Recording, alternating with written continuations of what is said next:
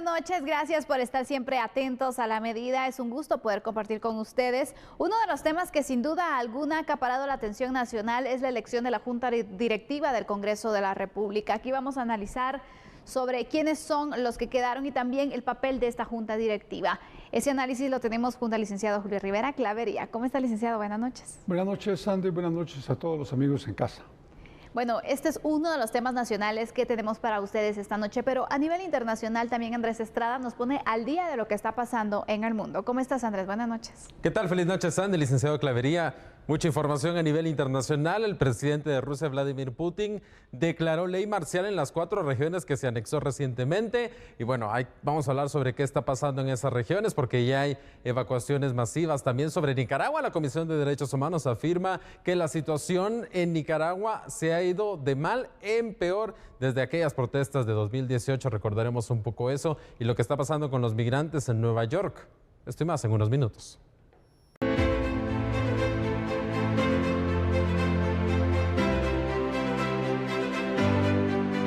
Con 115 votos a favor, el Pleno del Congreso de la República eligió la planilla número 1 para Junta Directiva del próximo año.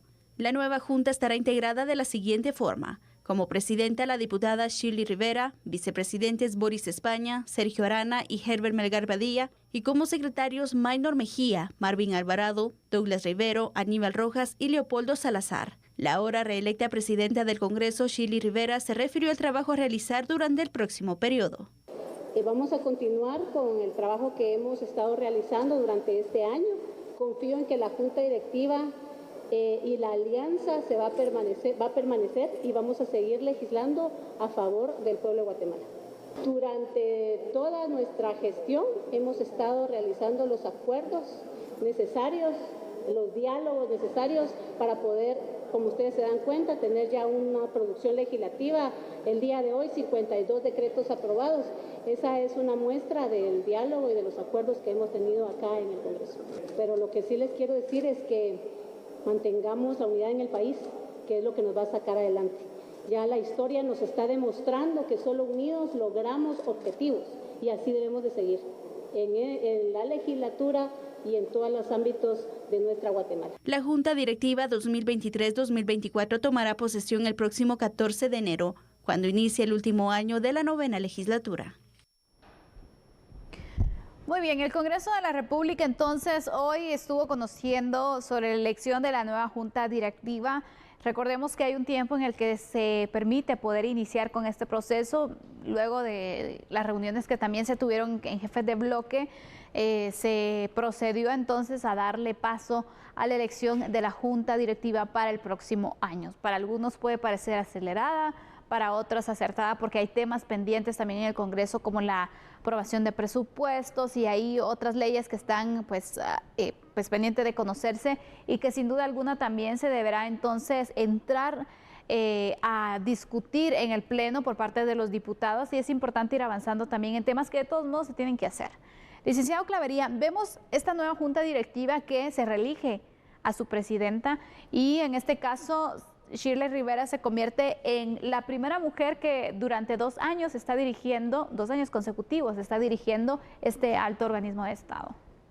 Pues vean, la realidad es que este es un acto eminentemente político, sí, y uno lo tiene que tener absolutamente claro. Igual los guatemaltecos, en el Congreso de la República es un organismo político por excelencia. Por lo tanto, los acuerdos que se logran para llevar o mantener a una persona en la presidencia del organismo legislativo o a sus bancadas, pues no es nada extraño. Lo extraño sería que no se negociara y que no se llegara a acuerdo. Creo que esto es importante porque efectivamente no sé cuántas bancadas están representadas en esta Junta Directiva, pero imagino que por lo menos 3 o 4. Y creo que es importante porque efectivamente le da estabilidad también al organismo legislativo y le permite seguir conociendo los anteproyectos de ley que ellos consideren que son necesarios y esto da de alguna manera tranquilidad a los diputados para que en un año que es preelectoral ellos puedan seguir con su trabajo en el próximo año, que es un año electoral. Y es que ese punto también quiero tratar, licenciado Clavería, porque es un año, el siguiente va a ser un año pues también de muchos retos para el Congreso, y sabemos el papel que debe tener entonces la Junta Directiva en este caso es dirigir el barco, es decir, poder pues generar esos consensos, poder entonces saber guiar, buscar los consensos, es parte de las funciones también y de lo que se esperaría de una Junta Directiva. ¿Cuáles serían esos retos que tendría esta Junta Directiva, especialmente durante el próximo año, donde sabemos la situación que se va a venir en el tema de las elecciones? Yo creo que el reto más importante para ellos es poder mantener el trabajo en el organismo legislativo y que los diputados cumplan con sus funciones y con el tiempo que tienen que servir al país, porque en un año electoral efectivamente ellos también van a tener que dedicar gran parte de ese tiempo, que ojalá que eso sea los fines de semana, a la parte eminentemente política de campaña. Por lo tanto, de lunes a viernes tendrán que mantener algún tipo de consenso para que el trabajo se pueda desarrollar, Sandy, porque el Congreso de la República, recuérdese usted, que tiene que no solo que presentar nuevas iniciativas, sino modificar otros decretos ley y hacer otros planteamientos que son importantes para que el país pueda seguir avanzando en la ruta legal, que es el Congreso al final quien la define. Así es muy importante poder pues identificar estos retos y sobre todo también esas funciones que debe tener la Junta Directiva, que es importante de verdad que se pueda establecer. También llama la atención, licenciado Clavería, porque durante los últimos años se ha dado de que los presidentes que se tienen en el organismo legislativo, pues se ha dado más que los hombres se reeligen. Hay varios, de hecho, que han pasado varios periodos entonces o varias juntas directivas siendo presidentes, pero en una mujer no se había dado.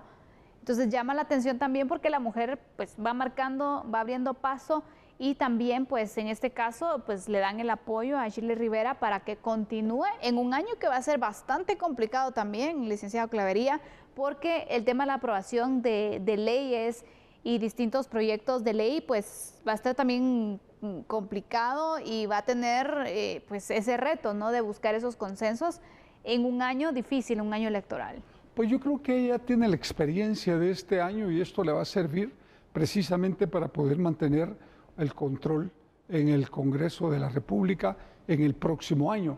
Desde luego, tener la experiencia y haber sido nuevamente electa no significa que uno pueda hacer un trabajo en muchos de los casos fácil.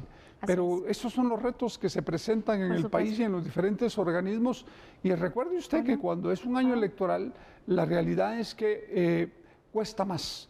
Pero yo espero que el Congreso de la República, los señores diputados también, hagan la parte de trabajo que les corresponde, al igual que las bancadas.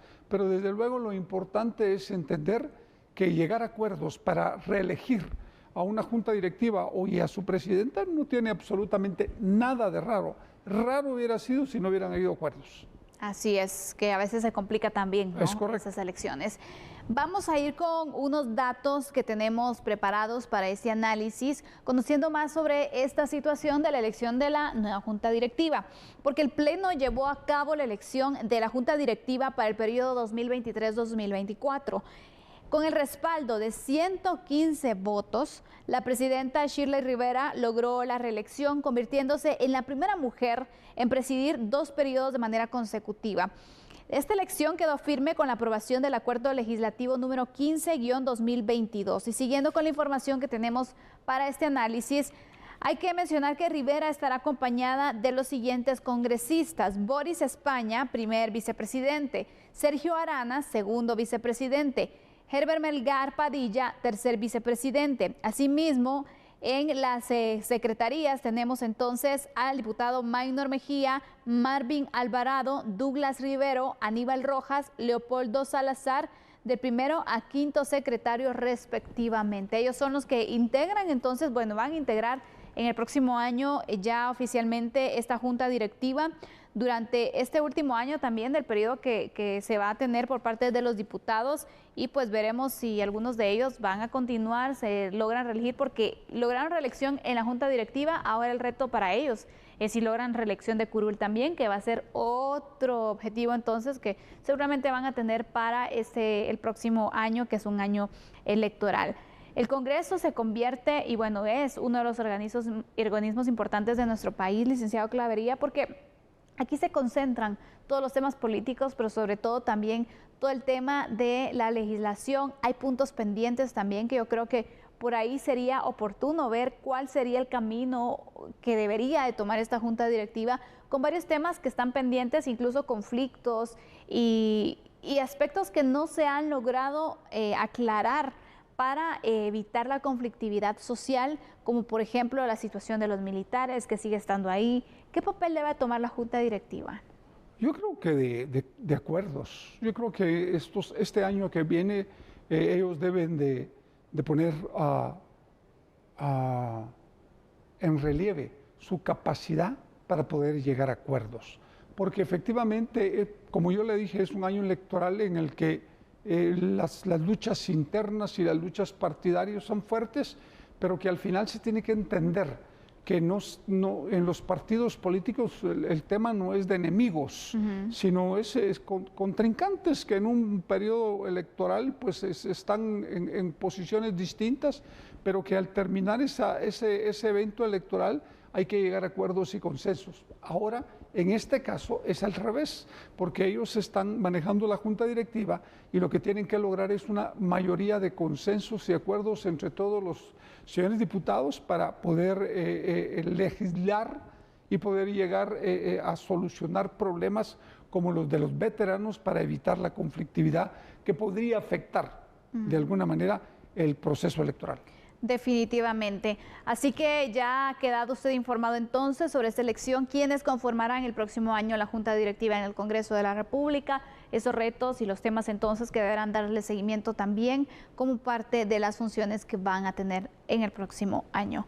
Vamos cerrando este primer análisis, haremos una pausa en este momento, pero cuando regresemos hablaremos de la conmemoración del 20 de octubre. ¿Realmente se le da el sentido del por qué se estableció esta fecha o solamente se toma como un descanso? Analicémoslo al regresar.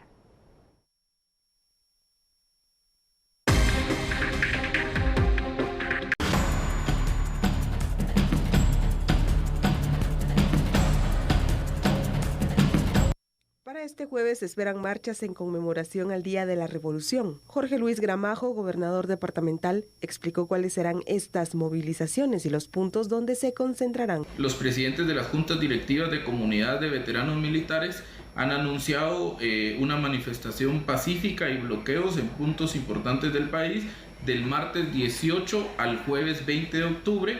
Y principalmente en el departamento de Guatemala ellos planifican hacer su marcha pacífica en las afueras del Congreso de la República y en las afueras del Aeropuerto Internacional La Aurora. El 17 de octubre el Sindicato de Trabajadores de Carnes Procesadas, Sociedad Anónima, han notificado a esta gobernación departamental que planifican realizar una marcha el 20 de octubre a partir de las 7 de la mañana, saliendo desde el kilómetro 5.5 de la Ruta al Atlántico, zona 17, recorriendo toda la calle Martí hasta el Parque Central de la zona 1 de la ciudad de Guatemala, por parte del Movimiento Sindical y Popular Autónomo Guatemalteco, la cual notifican sobre una manifestación pacífica que estarán llevando a cabo el 20 de octubre a partir de las 8 de la mañana y se estarán trasladando desde el Trébol, zona 8, sobre la avenida Bolívar hasta la Plaza de la Constitución en la zona 1 de la ciudad de Guatemala. Las recomendaciones por parte de las autoridades es tomar vías alternas en el tránsito para evitar congestionamientos. Y bueno, estas son algunas de las actividades que se van a tener para este 20 de octubre y que recordemos, ¿cuáles fueron los objetivos entonces para el establecimiento de esta fecha? Y al final se le ha dado continuidad realmente y se ha apreciado entonces todo lo que marcó este movimiento, o solamente es visto, licenciado Clavería, como un descanso, como una oportunidad entonces para conocer Guatemala, para ir a algún lugar, para compartir, o se mantiene ese espíritu? ¿Cómo lo ve? Lo que sucede es que acuérdense que cuando se da la revolución del 20 de octubre, votan al general Ubico. Y en ese momento sube el presidente Arévalo y después el presidente Arbenz y después le dan golpe de Estado al presidente Arbenz, Castillo Armas, Idígoras Fuentes, etc. El problema es que se ve como parte de una lucha ideológica. Y entonces Guatemala ha estado polarizada desde hace muchísimos años y esto se dio de igual forma en el enfrentamiento armado. Sí, fueron 36 años de enfrentamiento armado en el que efectivamente la historia pues, no permitió que estas fechas se magnificaran, sino que al contrario, se fueran enterrando y debilitando. La historia del país en términos generales ha sido muy manoseada y creo que es oportuno que los expertos, los historiadores, los grandes historiadores de Guatemala reescriban la historia tal y como es, porque al final muchos guatemaltecos, primero no la leen y segundo no les interesa a algunos. Y entonces esta fecha se ha convertido en una fecha de descanso, en una fecha en la que un grupo que tiene algún tipo de interés participa, pero en términos generales el 20 de octubre es una fecha de descanso. Si usted sale y comienza a preguntarle a los 17 o 19 millones de guatemaltecos qué es el 20 de octubre, le aseguro que va a quedarse impactada de ver que muchísimos ni siquiera saben lo que es el 20 de octubre. Sí, la verdad es de que probablemente ya no se comparte o no se ha continuado difundiendo también cuáles fueron los objetivos, por qué es tan importante esta fecha también, tanto para ser un día conmemorativo de nuestro país. Entonces, creo que son algunos grupos los que todavía mantienen ese espíritu de poder recordar entonces el motivo de por qué celebrar el 20 de octubre o conmemorar esta fecha que marcó la revolución en nuestro país. Y lo vemos entonces con caminatas, pero incluso en ese sentido a veces se dice, ay, pero ya van a haber caminatas, el tráfico, lo vemos como sinónimo de eso, ¿no? No lo vemos al final como un grupo de personas que, bueno, ellos sí están manteniendo pues y recordando el por qué se ha establecido esta fecha pues importante dentro de la historia guatemalteca, ¿no? Y creo que por ahí va, que a veces las ideologías pues no se comparten, no se fomentan ni siquiera, entonces no se tiene también claridad al respecto y puede ser uno de los motivos por los cuales se va perdiendo también el sentido de este tipo de conmemoraciones. ¿Cómo lo ve usted? Pues que lo que sucede es que como son luchas de poder y agendas políticas tan distanciadas y tan confrontadas en el país, no hay un punto intermedio en el que los guatemaltecos en algún momento puedan visualizar, juntarse, aún manejando diferentes ideologías. Y creo que ese es el punto. Pero al final la historia, aunque es una historia muy interesante de esa época, creo también que no nos la han enseñado en los colegios y en las escuelas, y creo que es importante replantear la historia. Le voy a poner un ejemplo. Tampoco se plantea esta nueva era democrática como algo importante e interesante, con todos sus avances y con todos sus retrocesos. Simplemente el poder vivir en democracia es algo que hace la vida mucho más fácil para las personas. Y precisamente hablando de esa democracia, porque fue el paso que se da entonces con esa revolución también a la democracia en sí en nuestro país. Y ya que estamos hablando entonces de los motivos o por qué es importante pues conmemorar el 20 de octubre, Día de la Revolución, vamos a presentarles a ustedes algunos datos que son importantes que se conozcan también sobre algunos de los logros que se obtuvieron durante este movimiento, porque el 20 de octubre de 1944 se consumó entonces el movimiento revolucionario que puso fin a una época de dictaduras y que permitió las elecciones que fueran libres y sobre todo democráticas. Durante esta época Guatemala se encontraba dentro de una dictadura bajo la figura del general Jorge Ubico. Su sucesor, el general Federico Ponce Baides, pretendía prolongar su mandato, pero fue obligado a renunciar el 20 de octubre. Posteriormente asumió el poder una junta revolucionaria de gobierno, quienes convocaron a las elecciones presidenciales donde obtuvo la victoria el doctor Juan José Arévalo Bermejo.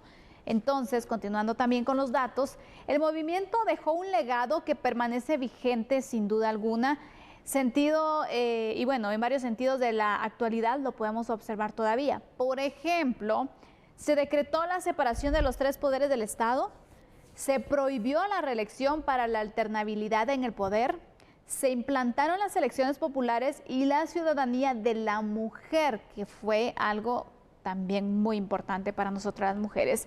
También permitió la indemnización laboral por despido sin causa justificada, el reconocimiento de la propiedad privada y aparte de esto hay otros pues, logros que podemos mencionar, pero uno de los que se mantiene también y lo podemos ver es el beneficio del Instituto Guatemalteco de Seguridad Social.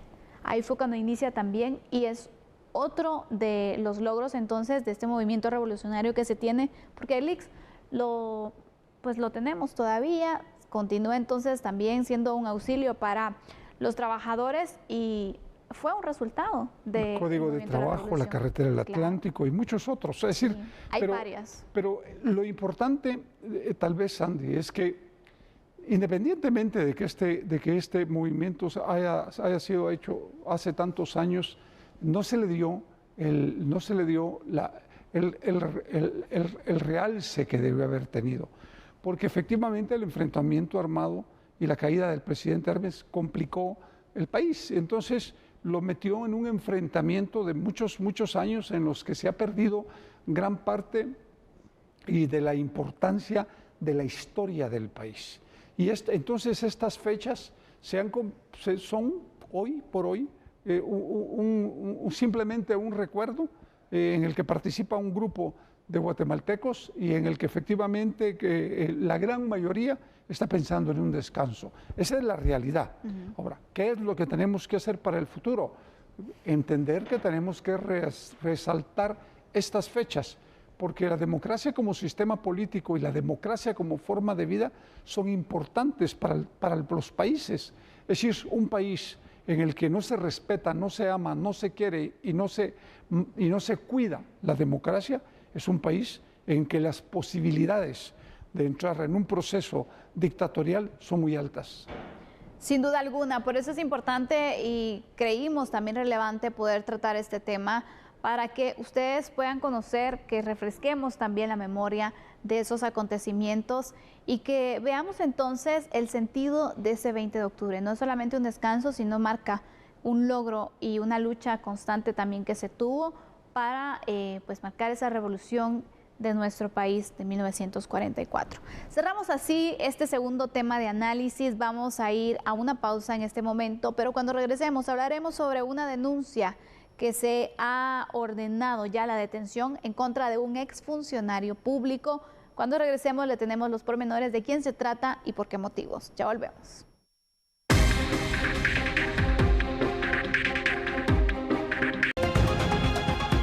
Un juzgado emitió una orden de captura nacional e internacional contra el exjefe de la FESI, Juan Francisco Sandoval, y una en contra de la exmandataria de la CICIG, Leili Santizo, por el delito de obstaculización a la persecución penal. Fue girada por juez competente orden de aprehensión en contra de la exmandataria de CICIG, Lady Indira Santizo Rodas, derivado de una orden autorizada por juez competente por la posible comisión del delito de obstaculización a la acción penal. Así también el juez giró una nueva orden de aprehensión nacional e internacional en contra de Juan Francisco Sandoval Alfaro, al advertir también indicios suficientes de la posible comisión del delito de obstaculización a la acción penal.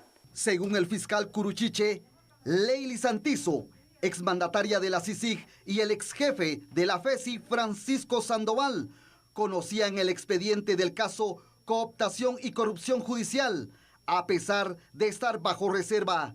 Además, intimidaron al juez contralor. El 10 de enero de 2022, a través de una red de mensajería telefónica, se devela la existencia de un mensaje en donde Santizo Rodas indica a Sandoval Alfaro que le envió el memorial de conexión de causas vía correo electrónico y agradece la argumentación remitida. En ese sentido, Sandoval Alfaro, el 12 de enero de 2022, manifiesta por la misma red social que tiene conocimiento que el 5 de febrero citarán a los abogados y fiscales del caso Odebrecht, lo cual denota que posiblemente sostenía comunicación con personal del juzgado de mayor riesgo de, ya que, previo a notificar a las partes procesales, él ya tenía conocimiento de una audiencia, la cual solicita que sea corroborada por Santizo Rodas.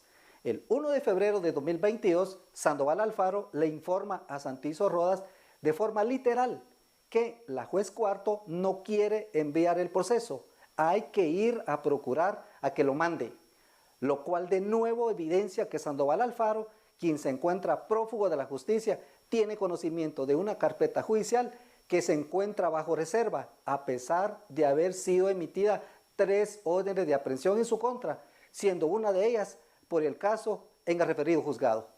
En esa tónica, el 1 de febrero de 2022, Santizo Rodas se comunica con Sandoval Alfaro y a pesar de que el caso se encuentra bajo reserva y que Sandoval Alfaro no es sujeto procesal, le informa respecto a un apercibimiento presentado ante la juez cuarto para que no entregue el expediente y solicita se pueda publicar en los medios de comunicación que la señora jueza se niega a entregarlo, a lo que Juan Francisco Sandoval Alfaro envía el siguiente mensaje. El juzgado cuarto penal no envió al juzgado de mayor riesgo de el expediente del proceso iniciado por el Ministerio Público por las supuestas aprobación indebidas de acuerdos de colaboración eficaz y con él la Fiscalía de Asuntos Internos solicitó orden de captura contra el exjefe de la CICIG, Juan Francisco Sandoval. La semana pasada, la juez Aifán aceptó la conexión de expediente y fijó un plazo de 24 horas para que se enviara la documentación del proceso. Sin embargo, el mismo no se cumplió por un memorial enviado por Ricardo Méndez Ruiz, quien se opone al traslado del caso. Bueno, se suman entonces las órdenes de detenciones y el punto aquí es ¿dónde está Juan Francisco Sandoval? Para que pueda aclarar también sobre estos señalamientos que se hacen en su contra. Licenciado Clavería, llama mucho la atención y también preocupa que sigamos sumando pues órdenes de captura, sumando casos, sumando pruebas y que al final va a ser un caso que yo no sé si en algún momento se va a poder aclarar. Pues vea, yo creo que lo más importante es que estos casos tienen que ser ejemplarizantes. Cuando un fiscal toma posesión de su cargo, hay una cláusula de confidencialidad, al igual que los funcionarios en materia de seguridad. Por lo tanto, cuando usted sale de su puesto de trabajo, usted no puede estar trasladando ningún tipo de información de la que usted tuvo conocimiento absolutamente a ninguna otra persona, porque hay una cláusula que se lo impide. Por lo tanto, ese mecanismo puede ser utilizado para actuar penalmente en contra de un exfuncionario, en primer lugar. Pero en segundo lugar, lo que esto demuestra también es que la justicia no debe ser politizada. No. Porque es un error que se paga muy caro. Es decir, no pueden haber jueces de un lado o del otro. Los jueces tienen que estar en la ruta de la justicia y para servir al organismo judicial y al pueblo de Guatemala, que son los usuarios del sistema de justicia. Yo, en lo personal, uno no puede detectar fácilmente cómo está este caso porque conoce muy parcialmente lo que aquí se está presentando, pero la obstrucción a la justicia se da cuando efectivamente un funcionario o un exfuncionario emite opiniones o traslada información que le consta. Exactamente. Es serio porque sabemos que, bueno, todo funcionario de hecho tiene estas cláusulas, pero en el Ministerio Público es más duro o tienes que tener más cuidado también porque no es cualquier información la que se conoce, no son casos cualquiera que también se pueden tener acceso, se puede tener la información a la misma y en estos puestos especialmente creo que también pues es preocupante que todas estas acusaciones estén saliendo a la luz, no en el sentido para que no se juzguen, porque claramente tienen que pues orientar y sobre todo entonces llevar un proceso por estas acusaciones. Pero ¿cuál es el mensaje que también se está dando de un ente que es tan importante y que también pues puede afectar o no en la imagen o en la confianza que incluso la ciudadanía pueda tener al ver este tipo de casos? ¿Qué mensaje se está enviando? Es que el problema es que la ciudadanía desconfía. En términos generales, cuando usted habla de la justicia en el país con gente común, gente que no es versada en la materia, abogados, sino que gente común, no confían. Y efectivamente dicen que el trabajo que se hace en el Ministerio Público, en el organismo judicial o en algunas otras instituciones es completamente deficiente y que se venden. Así le estoy diciendo lo que la gente manifiesta. Por ejemplo, yo lo he escuchado 1000 veces, porque dicen, pero si ahí se sueltan a los delincuentes. El concepto es ese, y es grave para un país, porque cuando un país no tiene la confianza en su sistema de justicia y no lo legitima, ese sistema se puede desboronar en cualquier momento. Y lo que nosotros no podemos permitir es que se desborone el sistema de justicia, y para eso tenemos que hacer un esfuerzo grande para fortalecerlo y que no se produzcan este tipo de hechos. El control y la supervisión que tiene que existir en el Ministerio Público por parte de la señora Fiscal General, que es la encargada de manejar el Ministerio Público, y de asuntos internos, tiene que ser pero muy, muy exacto, y no permitir que se cometa ni el más mínimo desliz por parte de ningún fiscal, porque al final se afecta a la institución y se afecta a todos los fiscales. Sin duda alguna. Vamos a ir con unos datos que tenemos aquí para el análisis de este tema, porque es importante compartir esta información, señalando que la Fiscalía Especial contra la Impunidad, la FESI, en coordinación con la Policía Nacional Civil, realizó una diligencia de allanamiento de hecho ya en la residencia de la exmandataria de la CICIG, Leili Santiso. Las acciones fueron parte del caso Cooptación y Corrupción Judicial. Por este caso, el jefe de la FESI, Rafael Curruchiche, informó que se giró una nueva orden de captura contra Leili Santiso y contra el exfiscal Juan Francisco Sandoval. Y esta orden de aprehensión fue girada por un juez competente por la posible comisión del delito de obstaculización a la acción penal. En el caso de Leili Santiso, esta es la segunda orden de captura. La primera se hizo efectiva el 10 de febrero pasado, cuando el Ministerio Público la vinculó con el delito de obstrucción a la justicia. Mientras que en contra de Sandoval, esta es la cuarta orden de captura que hay en su contra. Y esto es lo que llama la atención, porque son varios los señalamientos, las acusaciones que se han hecho en contra de él, pero no vemos entonces que se pueda ubicar. Ya se han pues iniciado con los procedimientos para hacer cruce de información, para colaborar con información y poder ubicarlo, pero hasta el momento no se tiene nada. El punto será, en algún momento Juan Francisco Sandoval enfrentará a la justicia, podrá incluso pues defenderse de estos señalamientos, porque ese es el otro punto. No estamos condenando a nadie, creo que todos merecen tener un debido proceso como parte de un sistema de justicia ideal en el país, pero también es esta situación, ¿no? Que ya son 4 denuncias, pueden aparecer más, pueden seguir estas denuncias. ¿Qué puede pasar entonces? Porque son varios los señalamientos y los casos en los cuales se le está acusando.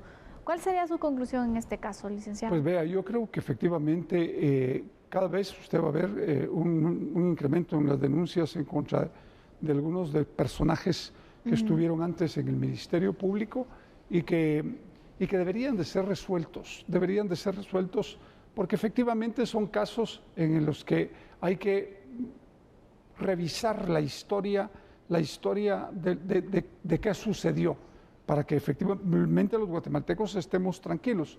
Pero lo más importante, creo yo, es que no se debe politizar la justicia, en primer lugar, pero en segundo lugar, mucho menos, sacar información de los trabajos que como funcionario usted tiene la obligación de mantener la reserva siempre. Así es. Bueno, le hemos entonces actualizado y dado pormenores sobre esta nueva acusación que se presenta en contra de Juan Francisco Sandoval y también Leili Santizo. Ya veremos qué es lo que puede pasar, que si continúan estas denuncias, qué dicen las averiguaciones. De momento, estas son entonces 2 en contra de Leili Santizo y 4 órdenes de detención en contra de Juan Francisco Sandoval. Cerramos así la parte de análisis de A la Medida. Licenciado Clavería, es un gusto siempre compartir con usted este espacio. Pues lo despido, no le digo hasta mañana porque yo mañana no los estaré acompañando, pero ahí les estaremos informando entonces también en este programa, en este descanso que se va a tener, recuerde, por la Revolución de Guatemala el 20 de octubre. Que descanse, licenciado. Igualmente, buenas noches, Sandy, buenas noches a todos los amigos en casa. Y nosotros vamos a continuar con otras noticias nacionales, ya para ir cerrando la parte de análisis, porque hablemos sobre la conclusión del Foro de Economía y Negocios de Forbes en español, que tuvo como sede la Antigua Guatemala.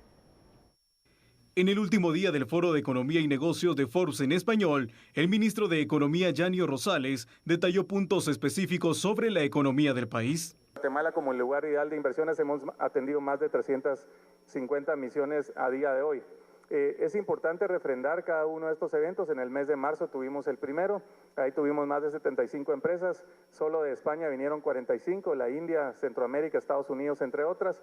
El Apparel Textile Summit, ahí tuvimos más de 35 empresas, lo cual nos permitió generar 220 millones de inversión extranjera directa. Dentro de los principales productos en los que destaca Guatemala es el potencial atractivo turístico, fortaleza que han tomado muchos empresarios para la sustentabilidad de sus empresas.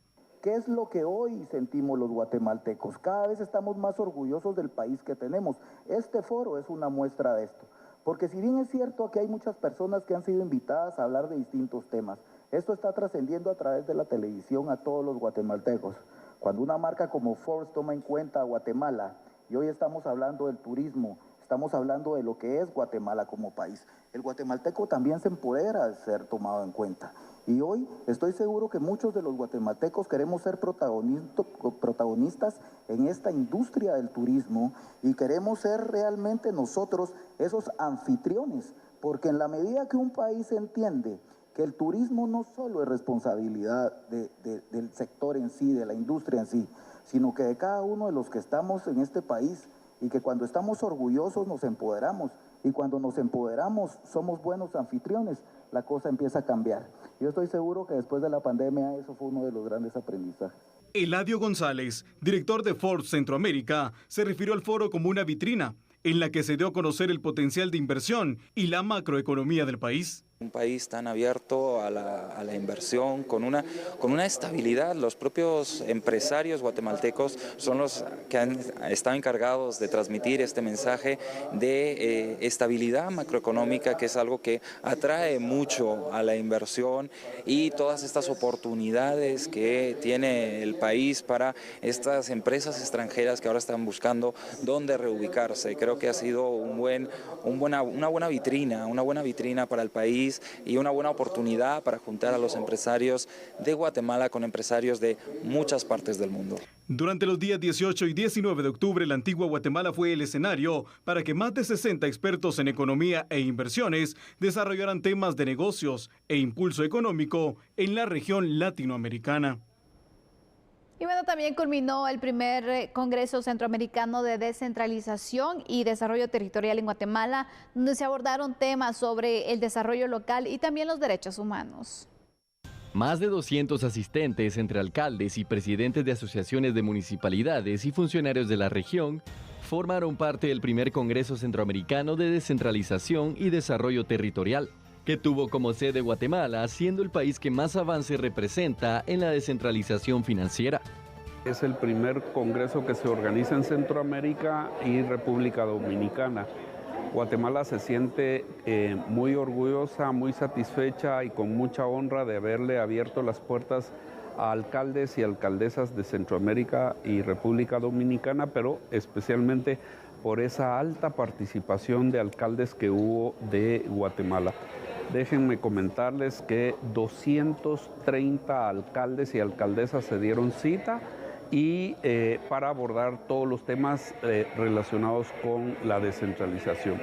Hoy conversamos sobre desarrollo económico local, unas experiencias riquísimas. También conversamos sobre temas relacionados con la inclusión y los derechos humanos, especialmente de mujeres e indígenas. También pudimos observar temas relacionados con la investigación que se hace a nivel de academia, el soporte que dan las universidades a todos los procesos.